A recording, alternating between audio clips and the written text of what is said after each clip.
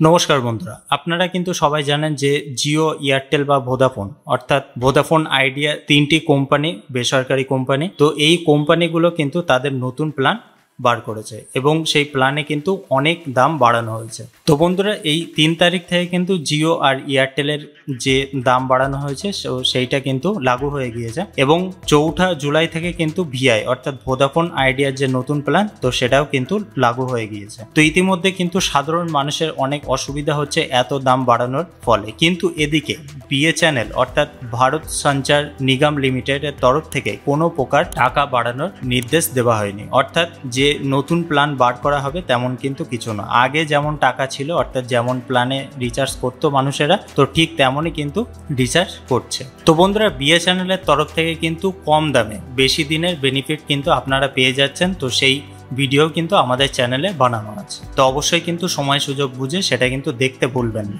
তো বন্ধুরা, এই যে জিও, এয়ারটেল আর ভিআই অর্থাৎ ভোদাফোন আইডিয়া সিম কিন্তু আপনারা বিএসএনএল এ কনভার্ট করতে পারবেন।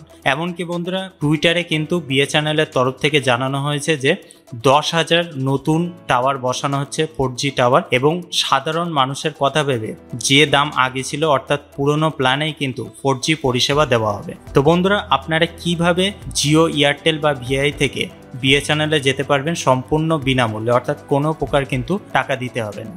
তো সেই সম্পর্কে কিন্তু আমরা এই ভিডিওতে বিস্তারিতভাবে আলোচনা করব। ভিডিওটা লাস্ট অবধি কন্টিনিউ করুন, তাহলে কিন্তু সম্পূর্ণ বিষয়টা আপনারা বুঝতে পারবেন। তো বন্ধুরা, আপনাদের কাছে যদি জিও, এয়ারটেল বা ভিআই এর কোনো সিম থাকে, তো সেই সিমের যে নাম্বারটা, তো যদি আপনারা বিএসএনএল এ পোর্ট করতে চান তাহলে কিন্তু ঠিক সেই নাম্বারই থাকবে, কোনো প্রকার কিন্তু পাল্টানো হবে না বা কোনো প্রকার কিন্তু পরিবর্তন হবে না। এমনকি বন্ধুরা, এই যে পোর্টিং সিস্টেমটা, এটা কিন্তু সম্পূর্ণরূপে বিনামূল্যে কিন্তু আপনারা করতে পারবেন। এমনকি আপনাদের কাছে যে সিমটা আছে অর্থাৎ জিও, এয়ারটেল বা ভিআই, তো সেই সিম যদি বাড়ির অর্থাৎ আপনাদের বাড়ির অন্য কারোর নামেও থাকে, এবং যদি আপনারা হয়তো অনেকে জানেন না যে এই সিমটা কার নামে আছে, তো তার জন্য কিন্তু কোনো প্রকার অসুবিধা হবে না।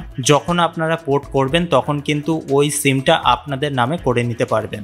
তো সেই সুযোগও কিন্তু আপনারা বিএসএনএল এর তরফ থেকে পেয়ে যাচ্ছে। তো বন্ধুরা, প্রথমেই আপনাদেরকে বলে দেই যে এই যে পোর্ট করার সিস্টেমটা, তো এটার জন্য আপনাদের কাছে যে সিমই থাকুক না কেন অর্থাৎ জিও, এয়ারটেল বা ভিআই যে কোনো সিম, তো সেই সিমে কিন্তু আপনাদের এসএমএস প্যাক থাকতে হবে। তো এটা কিন্তু অবশ্যই মাথায় রাখবেন। তো এই যে পোর্ট করার সিস্টেমটা হলো, প্রথমে আপনাদের যে মেসেজটা আছে, তো সেই মেসেজে চলে যাবেন। তো সেই মেসেজে যাওয়ার পরে আপনারা কিন্তু সার্চ করবেন 1900, তারপরে আপনাদেরকে কিন্তু মেসেজ বক্সে লিখতে হবে PORT। তো এগুলো কিন্তু বড় হাতে লিখতে হবে, তারপরে একটা স্পেস দিতে হবে অর্থাৎ গ্যাপ দিতে হবে। গ্যাপ দেওয়ার পরে আপনারা যে নাম্বারটা পোর্ট করতে চাইছেন অর্থাৎ জিও, এয়ারটেল বা ভোদাফোনের যে কোনো নাম্বার, তো সেইটা বিএসএনএল এ পোর্ট করতে চাইছেন, তো সেই নাম্বারটা আপনাদেরকে ওই গ্যাপ দেওয়ার পরে কিন্তু দিতে হবে।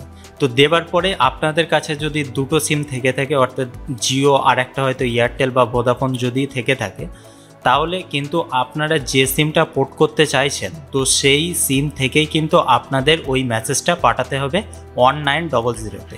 তো তারপরে কিন্তু আপনারা ওই সিমটা সিলেক্ট করে নেবেন PORT, তারপরে একটা স্পেস দিয়ে আপনাদের নাম্বারটা লেখার পরে, তারপরে কিন্তু ওই সিমটা সিলেক্ট করার পরে ওই সিম দিয়েই আপনাদেরকে ওই এসএমএসটা পাঠাতে হবে।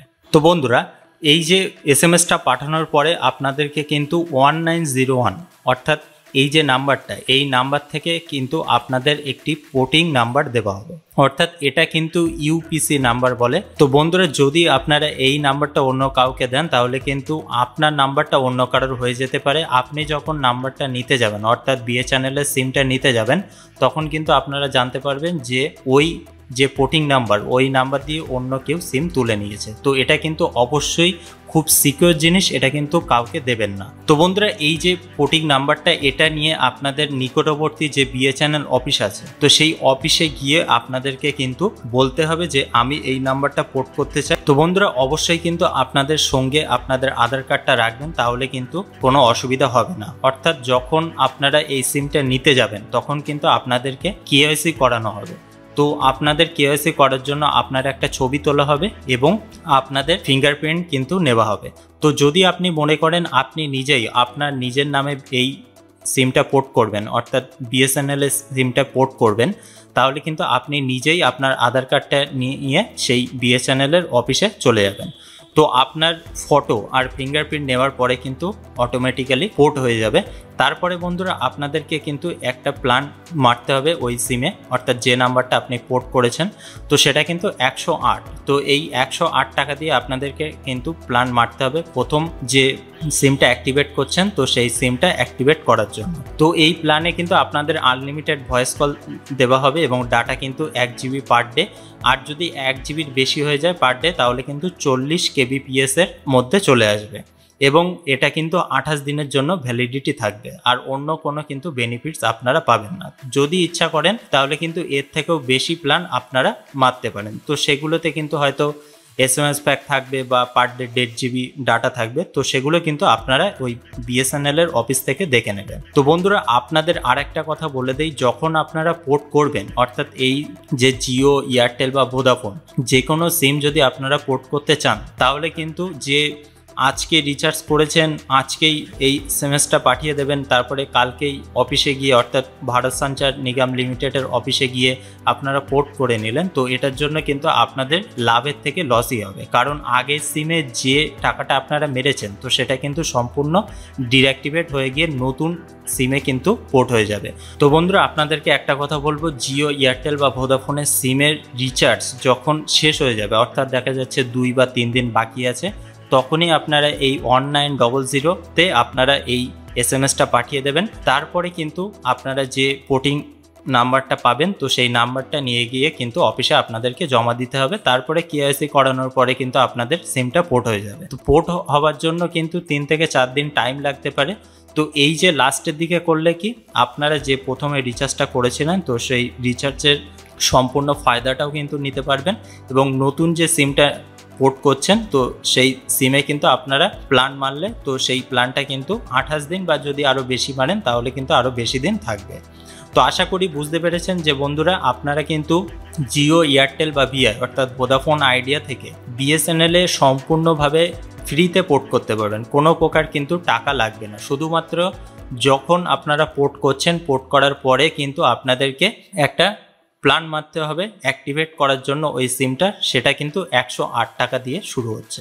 যদি আপনারা চান যে আপনাদের এলাকায় ভালো নেটওয়ার্ক চলে, BSNL এর ভালো কভারেজ পায়, তাহলে কিন্তু আপনারা সিমটা পোর্ট করতে পারেন। তাছাড়া কিন্তু কোনো প্রকার সিম পোর্ট করার দরকার নেই। যখনই আপনারা জানবেন যে আপনাদের নিকটবর্তী ভারত সঞ্চার নিগম লিমিটেডের তরফ থেকে টাওয়ার বসানো হয়েছে বা কানেকশন ভালো পাওয়া যাচ্ছে, তখনই কিন্তু আপনারা পোর্ট করতে পারবেন। তো বন্ধুরা ভিডিওটা যদি ভালো লেগে থাকে একটি লাইক করতে কিন্তু ভুলবেন না। তো বন্ধুরা আপনারা কি জিও, এয়ারটেল বা ভোদাফোন থেকে BSNL এ যেতে চান ফ্রিতে? তো সেটা কিন্তু অবশ্যই কমেন্ট বক্সে লিখতে ভুলবেন না। তো বন্ধুরা ভিডিওটা এই অবধি শেষ করছি, পরবর্তী কোনো ভিডিওতে বিস্তারিত আলোচনা নিয়ে ফিরে আসবো। ততক্ষণে আপনারা খুব ভালো থাকুন, সুস্থ থাকুন, আর আমাদের এই ভিডিওটা দেখার জন্য আপনাদেরকে অসংখ্য ধন্যবাদ।